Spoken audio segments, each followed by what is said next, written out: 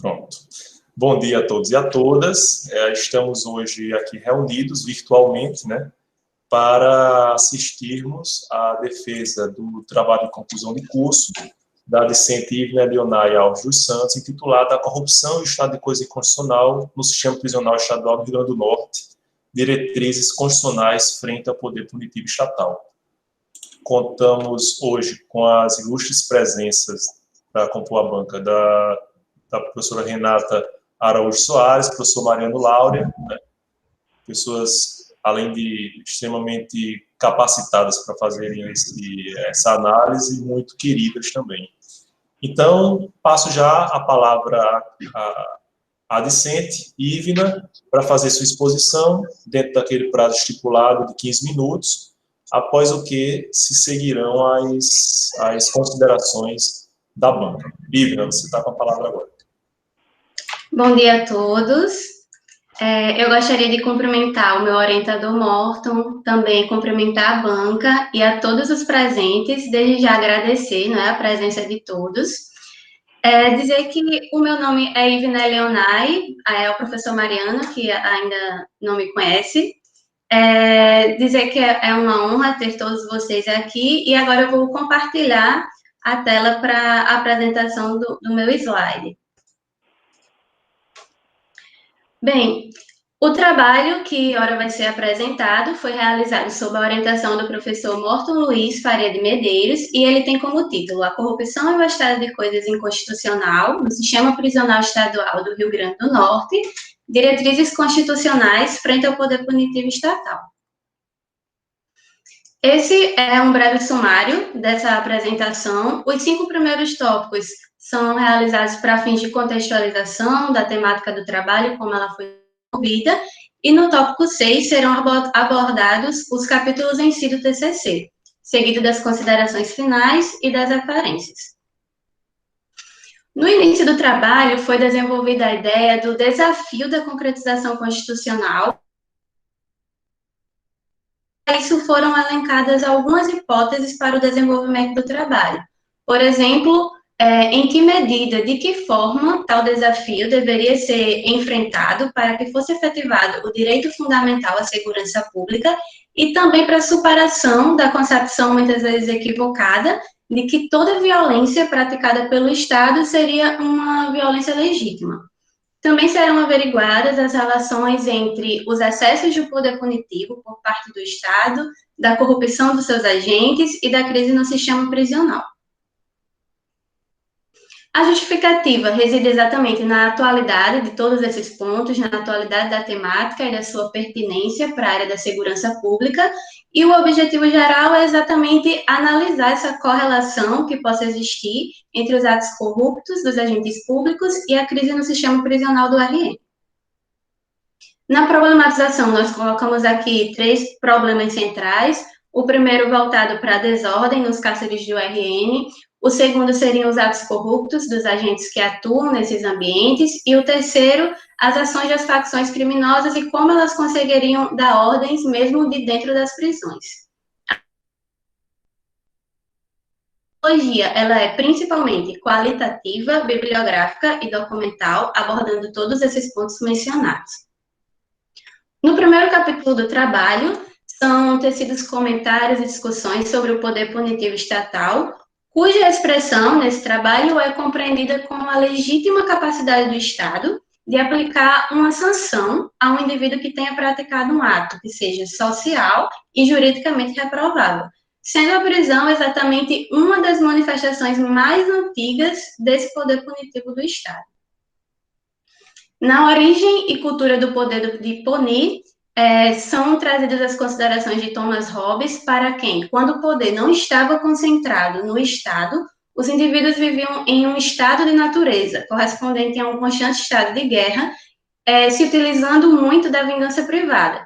Então, quando esse poder ele sai da vingança privada e passa a ser concentrado no Estado, Foucault vai tecer algumas evoluções das penas ao longo dessa institucionalização do poder de punir, sendo as penas inicialmente na forma corpórea, por meio de verdadeiros espetáculos, posteriormente, deixa de incidir apenas sobre o corpo dos indivíduos para também recair sobre pressões psicológicas, no que ele chamaria de recair sobre a alma, por meio do medo.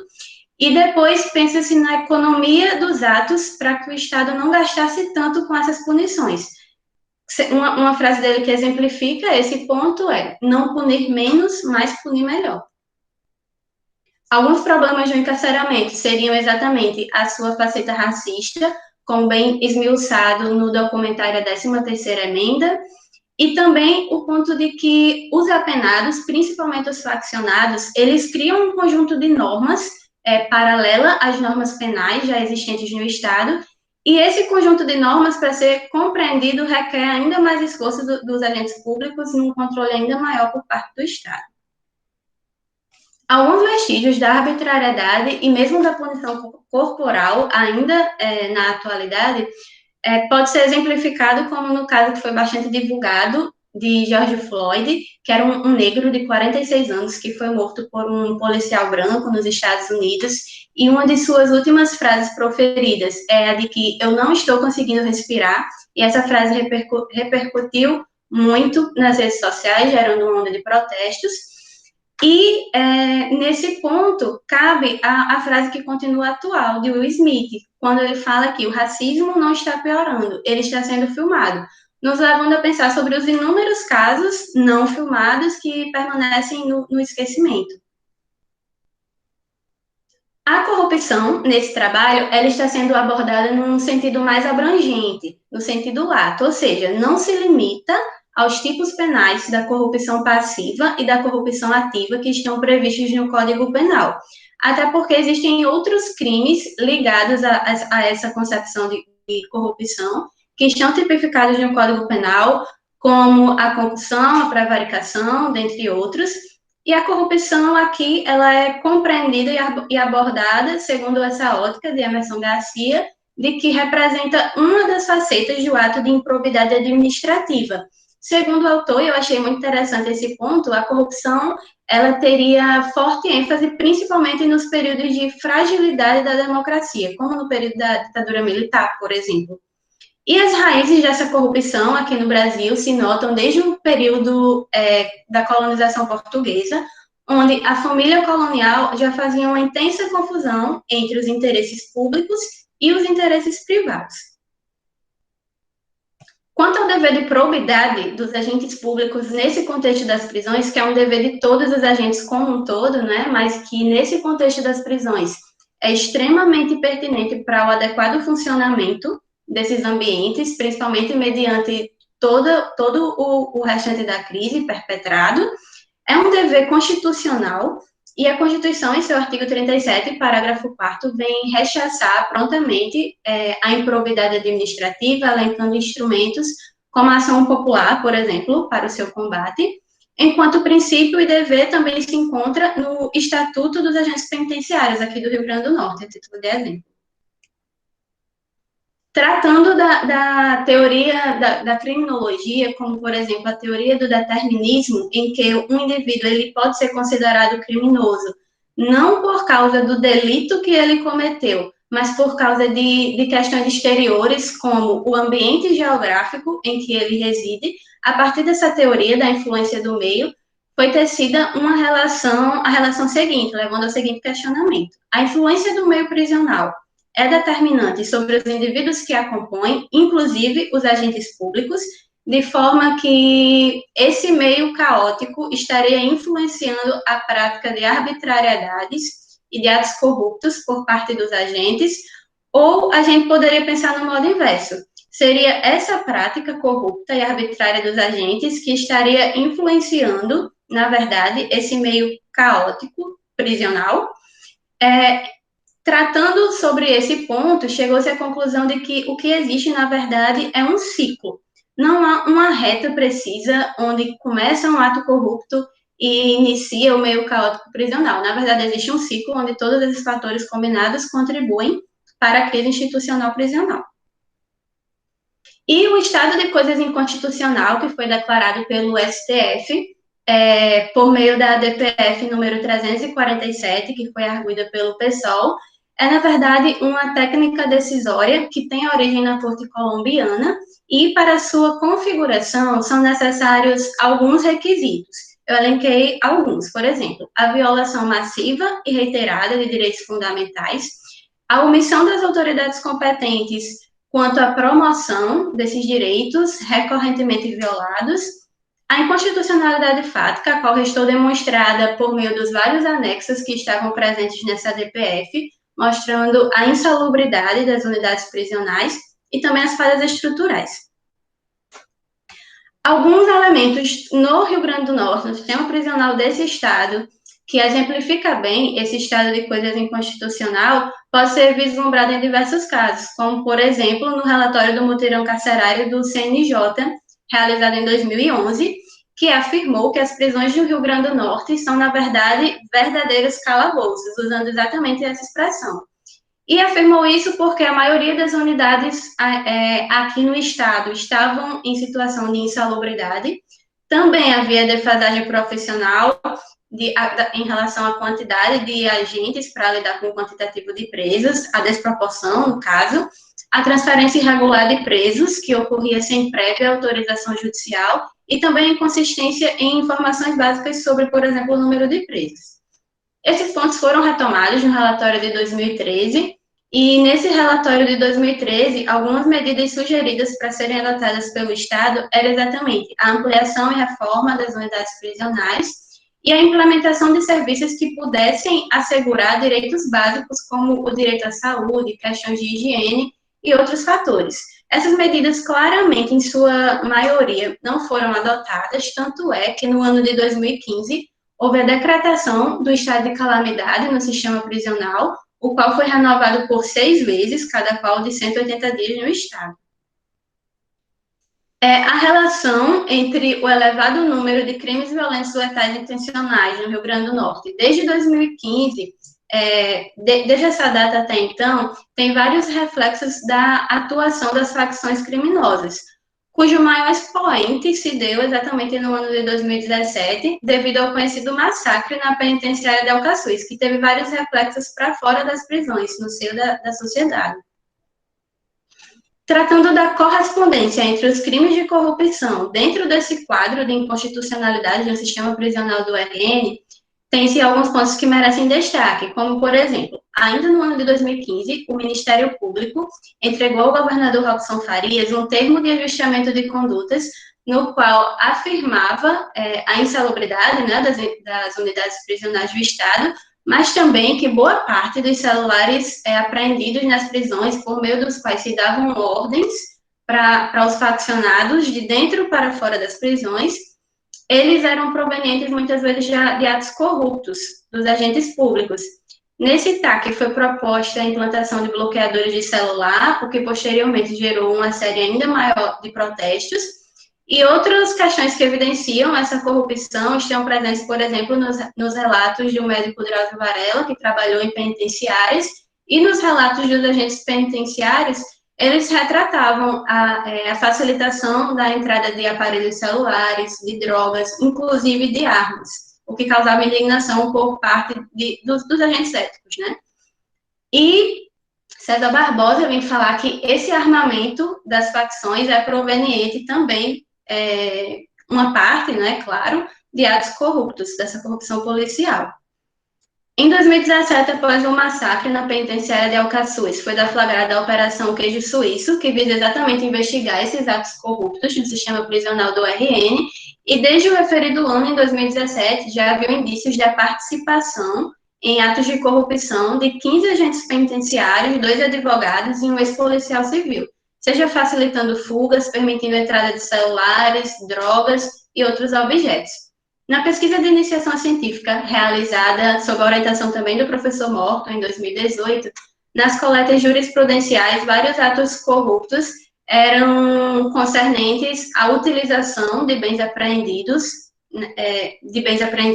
dos apenados, como celulares, e também teve um caso que chamou a atenção, que foi um agente penitenciário assumindo o cargo comissionado de diretor, pegou agentes que estavam em regime, pegou presos que estavam no regime fechado e os levou para reformar sua casa particular, demonstrando essa confusão entre os interesses públicos e privados. Alguns avanços que podem ser citados estão no relatório do Sistema Prisional em Números, de 2019, que revela que, desde o terceiro trimestre de 2017, houve uma grande redução nessa quantidade de objetos que entram ilicitamente nas prisões apreendidos, como os próprios celulares, nos levando a criar algumas hipóteses, como estariam reduzindo também os atos corruptos dos agentes que facilitam essas entradas? São apenas algumas hipóteses. Na penitenciária estadual Dr. Francisco Nogueira Fernandes, de Alcaçuz, também foi implantado o monitoramento eletrônico interno e também em parte da área externa, alcançando a região das dunas, a retirada de pontos de energia das celas para dificultar o carregamento de celulares e também a capacitação dos agentes.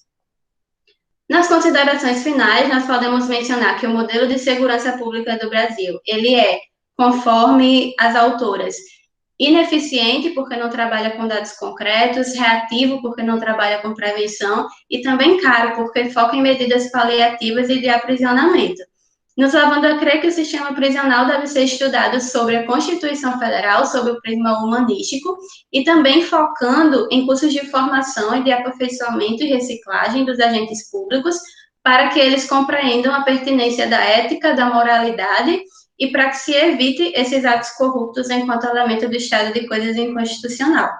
Essas foram algumas referências utilizadas durante a apresentação, e eu gostaria de agradecer a atenção de todos e me colocar disponível aos comentários. Excelente, Ivna. 15 minutos cavados, né? Então, você está muito, até nesse ponto também, digna de aplausos. Eu sempre utilizo um critério, geralmente é de praxe conceder a palavra primeiro ao examinador externo. Nós temos a honra de termos 2 examinadores externos. Eu vou para o meu segundo critério de desempate, né? Eu abandono a idade por deselegância e também abandono até a questão de mulheres primeiro, porque é um clichê que às vezes é tomado até como sexista. Eu utilizo o critério de ordem alfabética mesmo, porque aí a gente culpa nossos pais, então não tem problema, né? E a partir desse critério, se não houver a oposição da banca, eu passaria a palavra para o professor Mariano fazer suas considerações. Aí, Ivna, pode tirar a apresentação, por favor. Tudo algum problema, professora Renata, desse critério? Alguma oposição? Nenhuma oposição. Tá bom. Bom dia a todos e a todas. Bom dia, professora Renata, tudo bem? Bom dia, Ivna. Bom dia, doutor Mariano. Tudo bom, doutor Morton? Tudo jóia. É uma alegria estar aqui com vocês. Da mesma forma. Bom dia, meu amigo Morton. Temos nos visto pouco, infelizmente, né? Prazer enorme te ver, nem que seja assim virtualmente. A gente gosta muito do convívio com você. Você sabe bem que eu sou teu fã. Morton, além de querido colega, querido amigo, meu professor também, porque participou da minha banca de mestrado na qualificação. Pensa comentários, né? E apresentações elogiosas. Bom dia a todos, aos alunos que estão presentes, a Ivna. Ivna, você está, assim, super parabéns para você. Obrigada. Não só pelo maravilhoso trabalho que tu apresentou, também como a exposição foi excelente, assim, parece que você demonstra uma maturidade, assim, poucas vezes eu vi nessa etapa de graduação, sabe? Vou fazer alguns comentários sobre o teu trabalho, comentários de ordem geral, falar um pouquinho sobre as minhas impressões de cada um dos capítulos, também falar algumas sugestões de aprimoramento, né, só para não ficar na parte nas notícias boas, digamos assim, mas o saldo é extremamente positivo, tá? Então, parabéns. O tema é espetacular, interessantíssimo, a justificativa, né, a relevância jurídica é enorme, até porque é um tema que tem poucas luzes, pouca gente se aprofunda a pesquisar, inclusive de uma forma interdisciplinar, como também você já começou a sentir e a entender. Vou falar um pouco isso das minhas considerações, E a relevância social é enorme, porque e vai ficar muito claro agora no que eu estou falando, que com certeza que os professores vão falar. Tá? Então, foi muito feliz a escolha do tema. É um trabalho muito bem arquitetado, já dá para ver de cara, assim, só pelo sumário, a gente vê que você montou muito bem a sua pesquisa, né? Tamanho, os capítulos, a forma como eles foram estruturados, assim, muito bom. E a primeira coisa assim, que me impressionou muito, Ivne, até comentei com o professor Morton ontem, que você escreve maravilhosamente bem. Quisera eu, na graduação, escrever assim como você escreve já hoje. A gente sabe que até 10, 20 anos atrás, a graduação era quase o ponto de chegada, né? O sujeito botava lá o seu diploma de graduação na parede e aquilo bastava. Hoje em dia a gente já sabe que a graduação é um meio do caminho, talvez até que você vai muito além disso, vai fazer uma pós-graduação, talvez um mestrado, um doutorado, mas já demonstra muita maturidade, assim, uma percepção muito profunda das coisas, e é o que eu vou colocar agora. Então, assim, logo de cara, já na introdução, me arrebatou a forma como você escreve. É excelente, assim, até às vezes tem uma veia um pouco literária, assim, até separei uns trechos, assim, bem legais que eu gostei, claro, não vou ficar comentando tudo aqui pela questão do tempo, mas parabéns por isso. Aí eu destaco principalmente a sua perspicácia, você entendeu uma questão central nesse tema, tá? Para mim, pelo menos na minha opinião, que é o imaginário social não basta prender o apenado, ele tem que sofrer. Então, isso ainda está arraigado na nossa cultura e isso perpassa todas as suas pesquisas, as considerações e as conclusões que você chega, e também porque a gente percebe que é um assunto que tem poucas luzes, como você colocou ali na introdução, é quase um véu, que é justamente por conta disso, porque no imaginário social, se pudesse trancar lá, jogar a chave fora, e o que acontecesse lá dentro, que se virassem, digamos assim, é isso que, infelizmente, talvez a maioria da população quisesse. Isso se reflete em tudo, né? Em políticas públicas, os políticos não têm muito interesse em fazer política carcerária porque não dá votos, né? Digamos assim. Então, isso tudo, e você já teve essa perspicácia logo no início, né? Que apesar de ter sido abandonado pelo direito objetivo, né? A pena corpórea, pelo menos no direito objetivo, não foi abandonada no imaginário social e também, às vezes, até na prática, né? Na prática, você trouxe até alguns casos aí que aconteceram ontem, anteontem, poucos dias atrás, então a tua pesquisa está muito atual e atualizada com relação a isso, tá? Vou falar rapidamente sobre os capítulos de desenvolvimento, alguns comentários. O capítulo 2º, né, que é onde você principia, digamos assim, faz uma imersão, eu achei excelente. Esse capítulo, assim, para mim, foi o divisor de águas do seu trabalho, sabe? Onde você traz uma visão mais ampla das coisas, porque, infelizmente, às vezes, quando a gente trabalha a política criminal, o Morton sabe bem disso, as pessoas têm um olhar um pouco mais dogmático sobre o crime, esquecem um pouco a criminologia, esquecem um pouco o que está por trás desse fenômeno humano, né? E você conseguiu analisar isso de uma forma muito bacana, partiu de clássicos como Hobbes. Eu sou fã de Hobbes, alguns acham que é pessimista demais, mas infelizmente eu acho que é realista demais. Partiu lá das considerações sobre a vingança privada como um modo de responsabilização caótico, mas e o modo que foi assumido pelo Estado, como se iniciou? Se iniciou também como espetáculos ritualísticos, espetáculos de esquartejamento, de imprimento em praça pública. O Estado também assumiu isso, e como aí você também vai a Bebê e Foucault, que era imprescindível, né, e você tinha que fazer e fez bem feito, e começa a questionar, mas isso é legítimo só porque o Estado assumiu essa postura?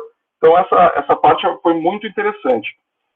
Gostei muito desse histórico que você faz do punitivismo, tá? Ficou muito bacana, ficou muito legal. E aí eu queria fazer um grande destaque, porque é um tema muito caro para mim, o professor Morton sabe, que você teve essa sensibilidade de ver essa questão, inclusive, da discriminação do racismo que existe, essa refração muito grande da escravidão, da expoliação da população negra dentro do sistema penitenciário, né? Você citou muitas vezes Angela Davis, foi muito bacana. Você citou o documentário da 13ª Emenda, que é espetacular. Quem não viu aqui, eu recomendo fortemente. É um negócio assim que você chega a ficar chocado de ver aquilo, como um Estado pode utilizar pessoas como massa de manobra, né, como instrumentos, né? Enfim, achei muito legal isso, e aqui já fica, eu acho, um gancho bacana para, se você quiser aprofundar essa pesquisa, trazer isso um pouco mais profundamente para o cenário brasileiro, fazer um pouco mais depois uma interdisciplinaridade e beber um pouco mais nas ciências humanas, ou nas humanidades, como a gente fala, em filosofia e sociologia. Será que um país tão desigual quanto o Brasil, com esse fosso de desigualdades, consegue produzir um sistema punitivo igualitário? E parece que é muito difícil, né? Quase uma contradição isso, a gente esperar isso, né? Então, provavelmente ele vai reproduzir as iniquidades da sociedade como um todo. E quem vai provavelmente sentir mais é aquele que sempre foi explorado, espoliado historicamente desde a escravidão, e agora que é muitas vezes essa população negra. Então isso vai se refletir, esse perfilamento racial vai se ter a sua refração lá na ponta, através da seleção de suspeitos, de seleção de abordagens, e isso vai trazer um encarceramento em massa da população negra, que tu já percebeu e podes depois, se quiseres, né, no futuro aprofundar. Então, achei muito bacana o capítulo 2º. O capítulo 3º, eu queria dizer também que achei muito legal o approach que você fez com a corrupção, tentando buscar raízes históricas da corrupção, porque eu acho muito raso a gente analisar a corrupção sem tentar buscar o que está por trás dela. E a gente tem uma sociedade marcadamente patrimonialista, marcadamente fisiológica. Isso vem porque fomos colônia, né? Você trouxe, então, inclusive, exemplos de outras colônias, citou Miacouto, foi muito bacana. Essa relação que a colônia portuguesa tinha com o Estado, tinha um país para expoliar, basicamente, uma população e um país para expoliar. Isso reflete até hoje na nossa vida, e você conseguiu colocar luzes para isso. Eu acho muito, muito raro a pessoa que vai falar de corrupção que não tenta buscar o que está por trás disso, porque se a gente não entender o que está por trás disso, a gente nunca vai conseguir evoluir, né? Então você fez isso de uma forma muito, muito, muito perspicaz, de novo, muito, assim, com uma visão ampla das coisas, abordou esse conceito de forma lata, e tem que ser assim. Isso foi muito bacana, esse approach. Também achei interessante essa questão que você fala, tenta buscar fazer reflexões sobre o meio, né? Esse embrutecimento dos agentes carcerários, agora policiais penais, essa naturalização da violência, como isso, de certa forma, reflete lá nesses atos de corrupção. Eu não gosto muito, isso vai até ser depois um dos pontos de crítica, mas eu não gosto muito de citações diretas, mas teve uma que que achei fantástica, e não tinha como não ser direta ali, que você cita um depoimento de um carcereiro naquele livro Os Carcereiros do Drauzio. Eu sou fã do Drauzio, eu li todos os livros dele. Eu acho que ele tem além da vivência, ele tem uma sensibilidade humana de trazer aquele conflito que está por trás daquela situação ali, sem julgar, sem dizer que o cara é vilão, sem dizer que o cara é herói, deixar isso por conta do leitor. Então eu acho muito bacana isso.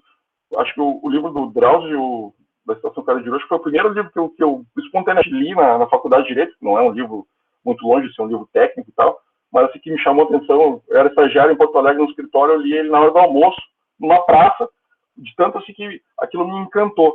E realmente eu achei muito legal que você foi investigar qual é a participação, qual é a medida desse ciclo que o meio envolve dentro desses atos de corrupção. E aí no capítulo 4 também achei muito legal, eu gostei da análise dogmática que você fez do ECI, porque afinal de contas é um trabalho de direito, então ali fica claro uma análise dogmática constitucional do ECI, foi muito boa essa análise. E aí você trouxe o que eu achei fantástico, que foi basicamente um estudo de caso, um estudo de um grande caso, que é o sistema penitenciário potiguar, né, para fazer o link da academia com a prática, digamos assim, direito aplicado, que isso é muito bacana, isso é fantástico. Eu sou um dos que acho que a academia tem que ser cada vez mais aberta, a gente não pode ficar hermético em coisas que só nos interessam, a gente tem que trazer, as pesquisas têm que contribuir para alguma questão prática, e aí isso foi o fechamento bacana que você fez. Esse histórico, você trouxe documentos, você fez uma análise cuidadosa de documentos muito importantes que trazem as causas de um acontecimento bárbaro, que foi a ponta do iceberg lá de 2017, né? Mas você vai analisar com profundidade o que aconteceu por trás disso, o que estava por trás disso. Eu dou um destaque para aquela questão que você fala isso foi bem marcante também na minha atividade, na minha carreira. Quando eu cheguei aqui no MP do RN, o tema da ordem do dia era a questão dos CDPs. Eu fui para o interior, né? E como até a década até 2000, por aí, era comum se deixar presos em delegacias de polícia, e a partir daí começou a haver uma pressão do Ministério da Justiça, dos Ministérios de Direitos Humanos, para tirar as delegacias, o Estado do Rio Grande do Norte pintou CDP na frente de uma carceragem de delegacia, e eu disse que aquilo ali já não era mais uma delegacia na CDP. Isso impactou muito. Logo que eu cheguei aqui, eu me lembro, eu falei muito isso. Eu acho que o MP-RM teve um mérito muito grande nesse tema, porque trabalhou de forma coordenada em todo o Estado, não foram diversas. É uma das críticas que eu faço ao MP, às vezes nós somos ilhas, né? Cada um trabalha de um jeito, e realmente houve impacto disso, pelo menos nesse ponto aí.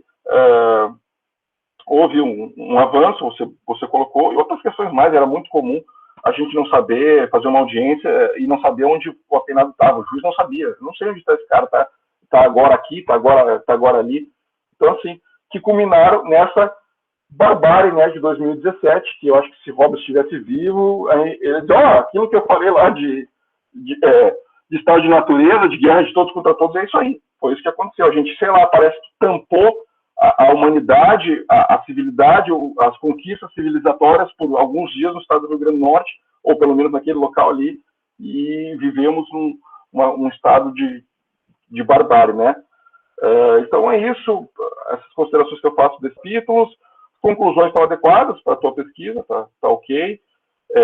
Eu gostei também das referências que você trouxe, passou por autores clássicos, Hobbes, Foucault, que você não poderia deixar de analisar, trouxe autores mais contemporâneos, Angela Davis, Silvio Almeida, que eu acho fantástico, o próprio Drauzio, que não é nem, né, dogmático, mas contribuiu muito com a tua pesquisa.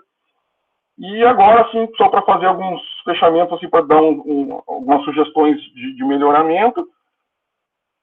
Com relação ao princípio da dignidade da pessoa humana, Ivna, você só fala assim meio en passant, acho que logo na introdução ou no primeiro capítulo. Eu acho que ele demandaria um pouquinho mais de profundidade, um pouquinho mais de cuidado, porque ele está muito conectado com o teu tema, entendeu? Então eu senti falta um pouquinho de uma abordagem jurídico-constitucional, como você fez com um ECI, talvez você abrisse um tópico ali da dignidade da pessoa humana. O que é a dignidade da pessoa humana? Um direito fundamental? É um valor fundante de um Estado democrático de direito? É um valor atributo? De repente vai buscar lá a fórmula do objeto de Kant, que está muito ligado com a questão que você viu na 13ª emenda. O sujeito nunca pode ser um meio e sempre um fim. Então, acho que a dignidade da pessoa humana você podia ter abordado um pouquinho melhor. É uma sugestão que eu dou. Outra coisa, eu achei que o trabalho tem muitas citações diretas. Eu reduziria um pouco as citações diretas, porque não é por nada, é porque o trabalho com citações indiretas ou sem tantas citações diretas, ele fica mais autoral. E você escreve tão bem, eu quero ver o que a Ivna tem a falar a respeito do tema. Tá? Então, se puder, para as próximas pesquisas, tirar um pouco as citações diretas, faz ela, claro, você vai ter que citar as fontes, faz de forma indireta, né, com a sua interpretação sobre aquilo ali. E aí, outra coisa, uma besteirinha, não sei se é o meu arquivo ou é o arquivo que foi entregue para a universidade, tem trechos com fontes de tamanho diferente. Tá? Assim, às vezes está menor, às vezes está maior, não sei se é o meu arquivo, mas depois tu dá uma conferida. Bom, para terminar, já falei demais, é isso, tá? Parabéns pelo teu trabalho. Vai começar agora uma brilhante carreira profissional, acadêmica. Achei excelente, achei muito bacana a maturidade que você escreve, a forma como você, tão jovem, consegue interpretar as coisas que não são tão salientes, né, que às vezes as pessoas não conseguem perceber, e você percebeu um tema tão árido, tão difícil de a gente tratar. E parabéns também ao meu amigo Morton, né, porque um bom trabalho tem a impressão digital de um grande orientador. E só saiu um trabalho assim porque ele realmente deve ter, nessa caminhada aí, sido o professor zeloso que é e ter te ajudado. Tá bom? Então, são essas minhas considerações. Muito obrigado. Muito obrigado, professor Mariano. Eu falo já da sua participação aqui, mas aí já passo a palavra para a Ivna, para ela, se achar necessário e conveniente, fazer suas considerações acerca das sugestões ou dos questionamentos formulados pelo professor Mariano. Certo. Eu fiquei muito feliz com os comentários, extremamente grata, doutor Mariano, muito obrigada mesmo. E gostei muito das suas sugestões. Eu mesma, quando estava lendo o trabalho, também notei essa questão da quantidade de citações diretas. É que quando a gente está lendo, realmente começa a achar tudo tão interessante, sente uma necessidade de colocar essas citações, mas eu concordo com o senhor e é uma questão a ser melhorada. Também sobre o princípio da dignidade da pessoa humana, que é extremamente pertinente, tem total relação com o tema. Também gostei dessa sugestão. E sobre a questão das fontes, eu vou conferir no arquivo direitinho antes de entregar a versão final. Obrigada. Professor Mariano, está satisfeito? Tirei o som aqui. Beleza, amigo, tranquilo. Tá ótimo, né? Parabéns. Obrigada. Então, agora passo a palavra para a professora Renata, fazer sua análise, suas considerações ao trabalho de Ivna. Bom dia aos membros da banca, bom dia, Ivna, né? Aos colegas aqui presentes que estão prestigiando o trabalho dela. Desde já é uma responsabilidade muito grande, né? Falar após doutor Mariano, mas vou me atrever aqui, né? A tecer as minhas considerações. Primeiramente, quero agradecer o convite de Ivna, né? Ivna é uma pessoa muito querida e extremamente capacitada. Ela foi estagiária do CAOP Criminal, né? Eu estava sendo assessora lá na época, e eu fiquei muito, muito feliz com o convite, né? Então, aqui temos várias pessoas do Ministério Público, né? Mas eu acho muito, muito interessante que a gente tenha essa visão para além do MP como um órgão acusatório, né? Então, a gente está aqui no ambiente acadêmico, né? Claro, não é o ambiente institucional, né, do Ministério Público, mas a gente não deixa de trazer essa visão, né, como eu aprendi com minha primeira chefe, quando eu estava no meu estágio de graduação, a doutora Fernanda Arenharte, ela disse, a palavra promotor de justiça, ela se destina a promover a justiça, né, e não promover a acusação à torto e à direito. E eu nunca esqueci desse ensinamento dela, né, eu achei bem pertinente. E realmente a gente deve pensar nesse poder punitivo, né? O Ministério Público, como titular da ação penal, pensar nesse poder punitivo para o futuro, né? Reavaliando o que não foi positivo e tendo realmente esse olhar crítico, né? Então, assim, eu fiquei muito, muito feliz, né? Primeiramente com o convite, quero registrar também que é uma honra estar ao lado dos senhores, né? Doutor Morton, doutor Mariano. Doutor Morton também fez parte da minha banca de mestrado, assim como fez da de doutor Mariano, né? Apesar de ser jovem, porque esse negócio de falar que compôs a banca, a pessoa pensa que, né? Mas foi uma alegria e registrar que quando foi em 2018, eu tive nessa mesma situação, né? De estar sendo avaliada. Eu sei que não é fácil, né? A gente sempre tem aquele nervosismo e tudo, mas assim, realmente sua apresentação foi impecável, você trouxe uma desenvoltura muito, muito pertinente sobre o tema. Achei que você obedeceu não só a questão formal, mas a questão conteudística mesmo, né? Você fez no tempo certinho e também teve uma abordagem extremamente profunda sobre o assunto.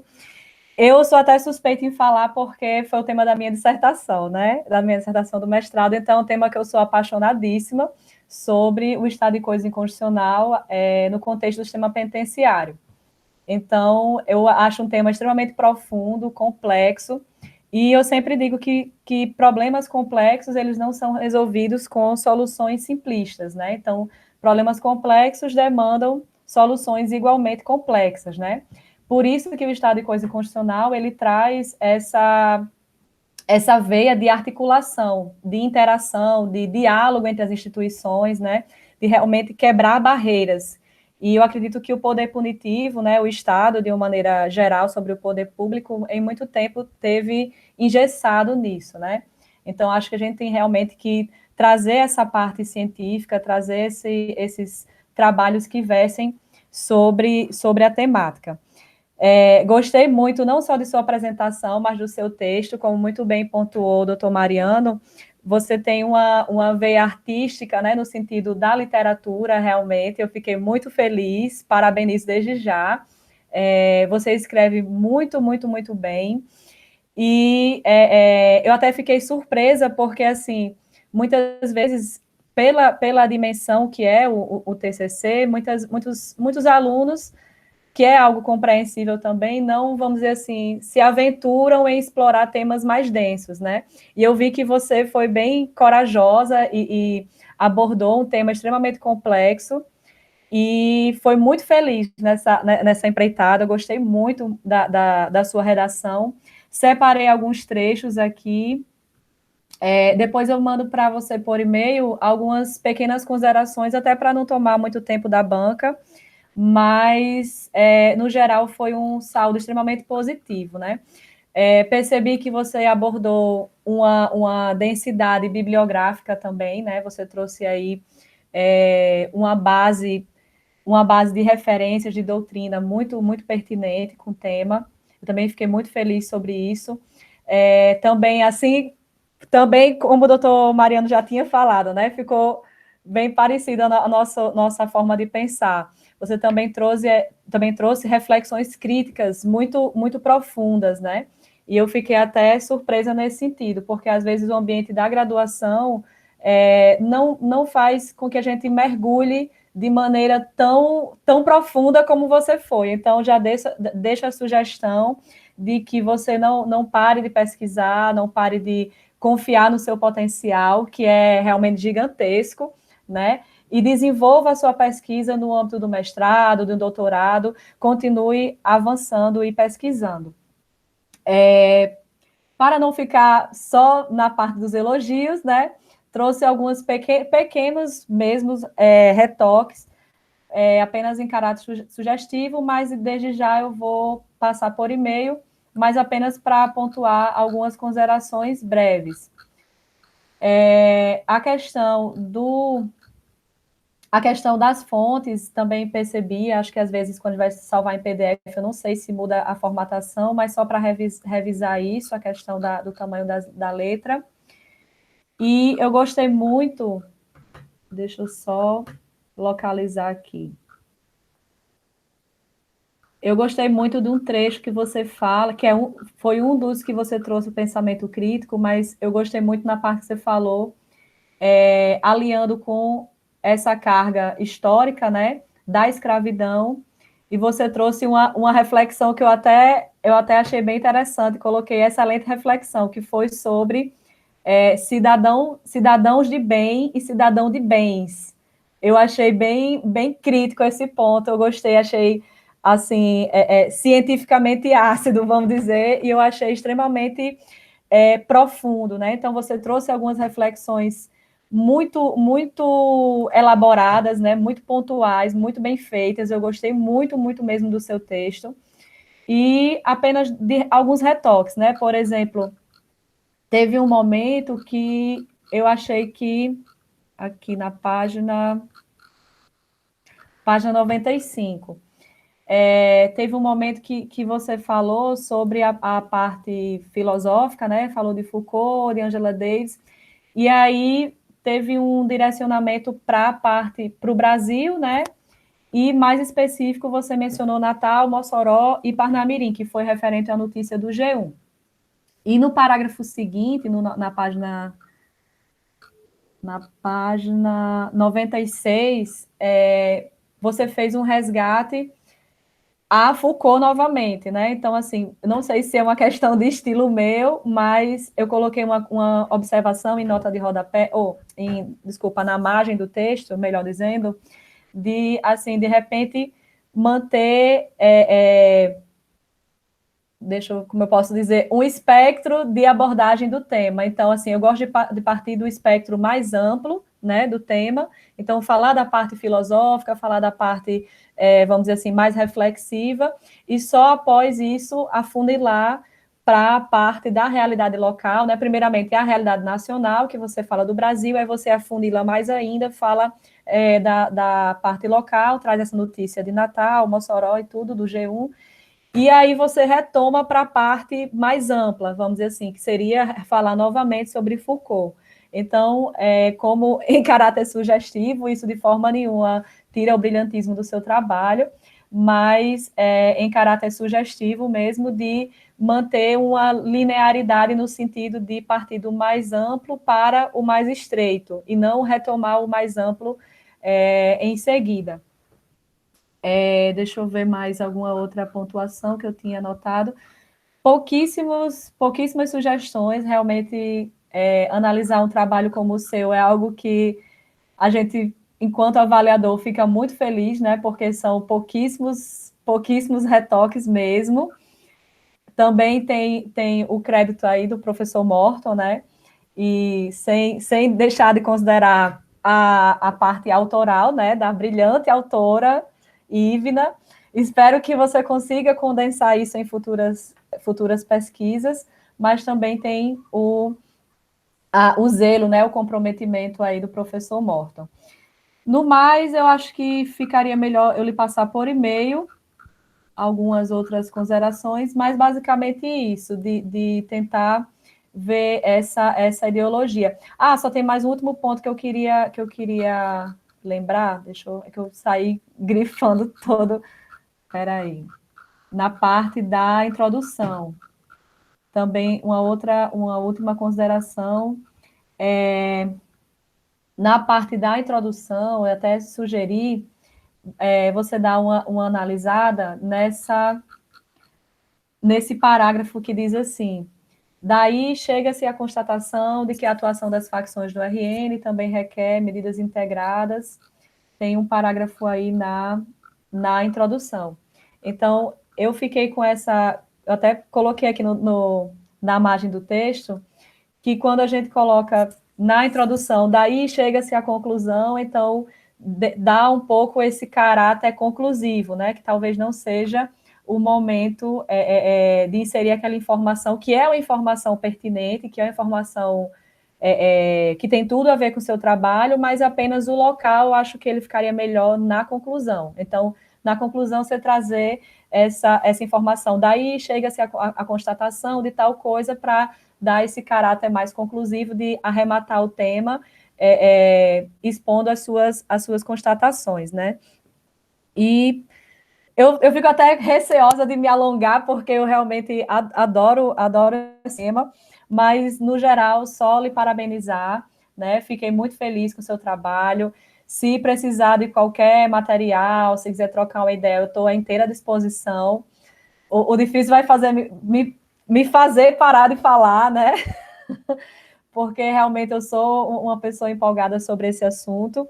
E, no mais, só lhe desejar sucesso, que você continue desenvolvendo a pesquisa. E é isso, agradecer ao convite, né, ao seu convite, que foi extremamente honroso e especial para mim, e também ao prestígio de estar aqui ao lado de colegas tão brilhantes, né, como o doutor Mariano e o doutor Morton. No mais, encerro as minhas considerações. Muito obrigado, professora Renata. Ivna, quer fazer alguma consideração, comentário sobre a análise da professora Renata? Sim, professor. Eu também queria muito agradecer à professora Renata Começar comentando sobre os pontos finais da sua fala. Realmente, o professor Morton já tinha me alertado sobre alguns pontos que estavam com caráter conclusivo na introdução. Eu achei que tinha corrigido todos, deve ter ficado esse ainda. Peço até perdão também ao professor, porque ele tinha me alertado sobre esse ponto. A fonte que eu vou corrigir, vou revisar antes de entregar a versão final. Sobre essa parte na conclusão, realmente, até por uma questão de organização, fica realmente melhor, né, iniciar da parte mais ampla e afunilar, sem ficar retomando, voltando. Também não tinha percebido esse ponto, agradeço pela sugestão. E eu fico no aguardo dessas outras considerações que você vai mandar por e-mail. Obrigada, Renata. Bom, Igna, agora vou fazer só, claro, a gente já teve conversa, né, durante a orientação, mas vou fazer algumas considerações sobre esse momento, né, um momento de encerramento, de celebração, na verdade, de uma pesquisa que você realizou, né, e aí faço só a retificação nas colocações dos membros da banca. Os parabéns não se devem em nada à minha participação. A Ivna fez parte de um grupo de pesquisa, né, que, em princípio, se relacionava à improbidade. Na época que a improbidade ainda era a minha vida profissional no Ministério Público, né? E aí, essa pesquisa foi toda tocada de maneira muito autônoma pela candidata, né, por Ivna.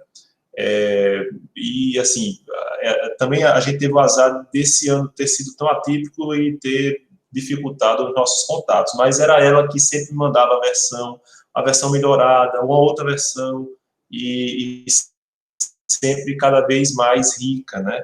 O que me deixou até mais tranquilo em relação a essa orientação. Portanto, todos os méritos que já foram muito bem expostos aqui pelos dois membros da banca são devidos exclusivamente à Ivna propriamente. E também não poderia deixar de expressar a minha alegria de ter a presença, de contar com a presença do professor Mariano, professora Renata aqui nessa banca, porque, como já se pôde perceber, os seus acréscimos, as suas sugestões vão ser de grande valia para o aprimoramento desse trabalho, que termina aqui uma fase, mas nos persegue sempre. Eu digo sempre que a nossa escolha de um tema para TCC, ou mexe com dissertação, ou tese, é como um namoro, né? Então, você sempre vai ter aquilo. A professora Renata deve se ver perseguida sempre quando se fala em estado de coisa institucional, né? Então, vem o flashback, então, lembra de tudo do que ela já passou, do que ela pesquisou, aqui o Google me atrapalhando. Professor Mariano, da mesma forma, quando fala de racismo, né, a questão da igualdade que foi trabalhada na dissertação do mestrado dele, e esse envolvimento desses dois profissionais com os seus temas só mostra a correção da escolha para fazer parte dessa banca, né? O professor Mariano fez as considerações que certamente serão acolhidas por Ivna, da mesma forma como o professor Renato também, de maneira a cumprir o papel verdadeiro da banca, que é o de imprimir ao trabalho um aprimoramento, né, e ver e fazer com que o orientando, né, aquele que defende a sua ideia nesse momento, se veja até prestigiado, porque uma coisa que mais enaltece o espírito do escritor, sem dúvida alguma, é ser lido, né? E ser lido por dois profissionais com tanta competência realmente não deixa de ser um privilégio, né? Eu queria parabenizar você por esse trabalho, né? Fiquei um pouco tenso porque é uma banca nitidamente ministerial, né? Então, assim, eu estava só vendo assim se ia ter algum momento que um defensor ia recorrer de alguma coisa aqui, porque a gente está muito, né, o Ministério Público está muito bem representado aqui, né, pelos demais membros da banca, e por você mesmo que faz parte dessa instituição, e certamente isso não sou eu que estou dizendo, mas o que eu colhi de alguns colegas deu grande contribuição no seu trabalho junto ao Ministério Público Estadual do Rio Grande do Norte. E também reconhecer até a sua iniciativa, que partiu de você mesmo, de ter contato com a bibliografia da prata da casa, né, das pessoas mais próximas. Então, a gente tem a dissertação de professora Renata, a gente tem a menção a textos, né, livros do professor Walter Nunes. Então, a gente percebe que não há mais se falar apenas em festejar o que é escrito a alhures. A gente tem que ver o que está sendo pesquisado aqui, né? O que a gente está produzindo de ciência com qualidade aqui no nosso estado, na nossa instituição. Então, deixo agora apenas a você as palavras finais, né, se você quiser ainda comentar alguma coisa, senão a gente vai para a sala secreta para decidir seu destino. Eu gostaria apenas de agradecer mais uma vez. Eu tenho consciência do tempo curto que os professores da banca e também o professor Morton teve para ler o trabalho, que ficou um pouco extenso, admito, e muita gratidão por terem aceitado ler, mesmo diante desse tempo curto, e ainda terem se esforçado, né, para ler tudo e tecer tantos comentários, porque ao longo da fala de vocês ficou nítido que leram o trabalho todo, né, com cuidado, está sendo ponto a ponto, e eu fico muito feliz com essa leitura atenta e com todas as contribuições. Agradecer muito ao professor Morton, desde a primeira oportunidade, né, na iniciação científica, que eu fui aluna do IF, e eu gostava muito dessa parte de pesquisa, e eu sentia falta na UFRN. E ele foi a primeira pessoa que deu essa oportunidade, fazendo uma entrevista com os alunos na casa dele, com a professora Mariana. Para mim foi uma oportunidade incrível de começar os passos na pesquisa. Foi lá que eu tive as primeiras ideias para o TCC. Então, só agradecer. E também agradecer a todos, né? A todos que estão assistindo, muitos sem ser, né, da área do direito, alguns amigos, e ainda assim assistindo e escutando, prestigiando. Muito obrigada à minha família e a todos os presentes. Só isso, professor. Pronto, Iva, muito obrigado. E agora eu vou fazer o seguinte, eu vou encerrar aqui a gravação